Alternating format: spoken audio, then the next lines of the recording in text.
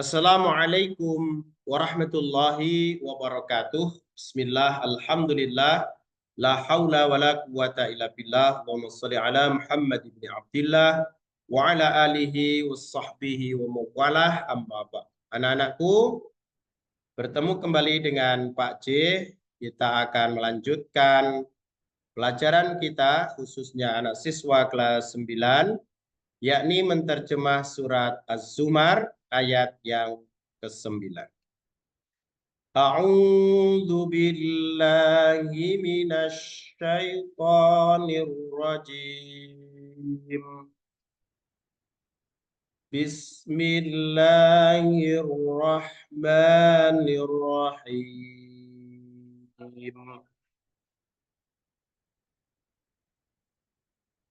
Amman huwa qanitun ana al-laili sajidan wa qa'iman yahdharul akhirata wa yarju rahmata rabbih. Qul hal yastawi alladhina ya'lamuna walladzina la ya'lamun. Innama yatadzakkaru ulul albab. Apakah orang-orang musyrik yang lebih beruntung ataukah orang-orang yang beribadah pada waktu malam dalam keadaan bersujud, berdiri, takut pada azab akhirat, dan mengharapkan rahmat dari Allah Subhanahu wa ta'ala? Katakanlah wahai Muhammad, apakah sama orang yang mengetahui hak-hak Allah dengan orang-orang yang tidak mengetahui hak-hak Allah? Sesungguhnya hanyalah ulul albab, orang yang berakal sehat, yang dapat menerima pelajaran. Nah, dari Quran Kemenak tafsiran ini disampaikan bahwa orang-orang kafir itu ditanya, siapakah yang lebih mulia di sisi Allah? Kamu yang memohon kepadanya hanya saat tertimpa bencana, ataukah orang-orang yang beribadah pada waktu malam dengan baca Al-Quran, sholat, berzikir, bersujud, dan berdiri karena cemas, takut diazab Allah di akhirat, dan senantiasa mengharapkan rahmat Allah? Wahai Nabi Muhammad, katakan, apakah sama orang-orang yang mengetahui, orang-orang yang berilmu, orang-orang yang berzikir dan melaksanakan sholat, dengan orang-orang yang tidak mengetahui, tidak berilmu, dan selalu mengikuti hawa nafsu? Sebenarnya hanya orang-orang yang berakal sehat dan berpikiran jernih yang dapat menerima pelajaran serta mampu membedakan antara kebenaran dan kebatilan. Di tafsir yang lain, Allah memerintahkan kepada Nabi SAW agar menanyakan kepada orang kafir Mekah, apakah mereka lebih beruntung daripada orang yang beribadah di waktu malam dengan sujud dan berdiri dengan sangat khusyuk dalam melaksanakan ibadah. Timbullah dalam hatinya rasa takut kepada azab Allah di akhirat, dan memancarlah harapannya akan kasih sayang Allah. Perintah yang sama diberikan Allah kepada Rasulnya agar menanyakan kepada mereka, apakah sama orang yang mengetahui dengan orang yang tidak mengetahui?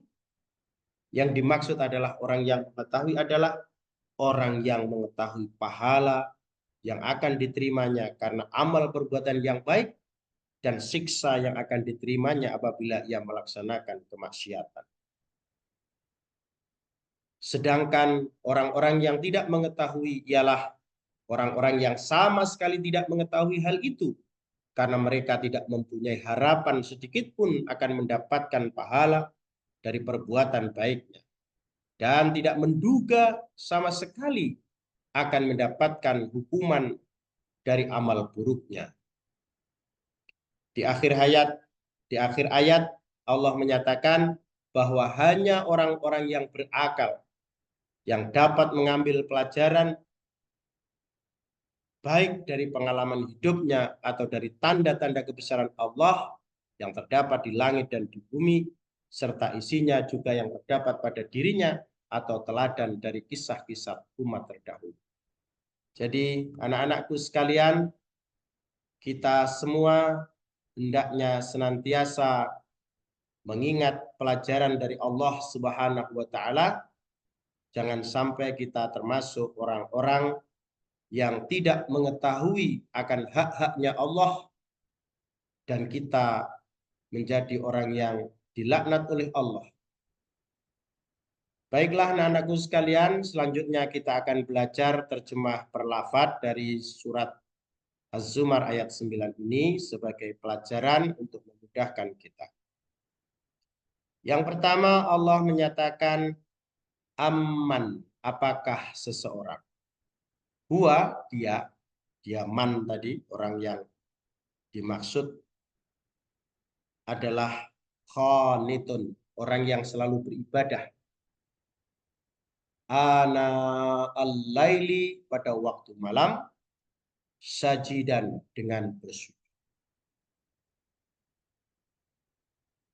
Wa qaiman, dan berdiri.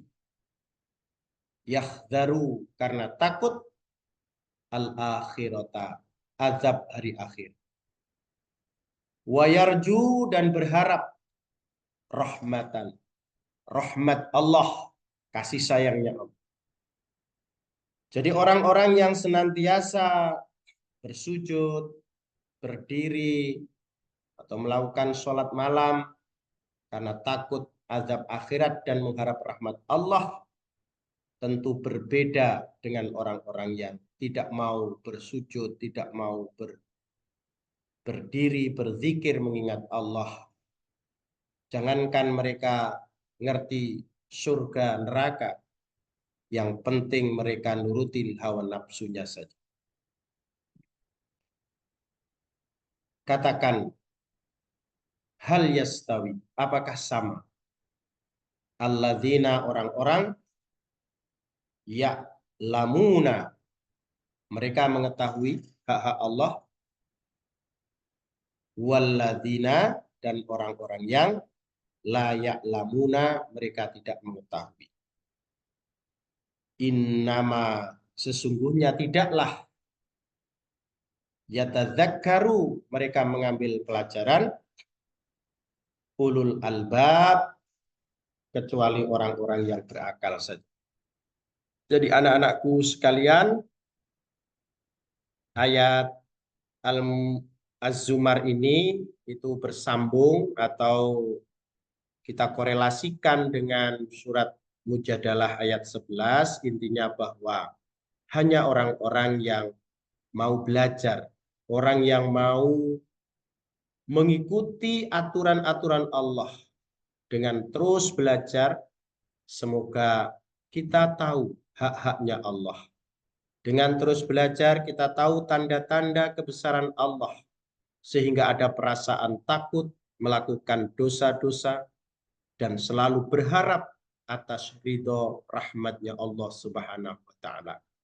Selanjutnya nanti untuk memperkuat ini, anak-anakku, di buku kalian sudah ada satu hadis yang menyatakan bahwa orang yang belajar, man salaka thariqan yaltamisu fihi ilman, syahallallahu thariqan ilal jannah. Di buku kalian ada itu. Nanti silakan diperkuat lagi dengan bahwa satu, menuntut ilmu itu wajib. Yang kedua, orang yang menuntut ilmu kemudian dia ditakdirkan meninggal dunia dalam proses menuntut ilmu, dikategorikan dia mati syahid. Yang ketiga, Menuntut ilmu itu ternyata tidak ada batas waktu, yaitu sejak ayunan ibunda kita sampai di liang lahat.